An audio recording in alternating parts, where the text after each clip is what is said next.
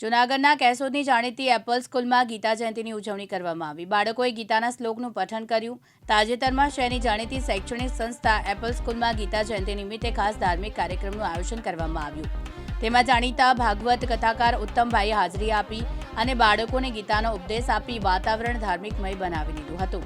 આ તકે સ્કૂલમાં બાળકોને ગીતાના શ્લોક અને અધ્યયનું પાઠન કરવામાં આવ્યું હતું।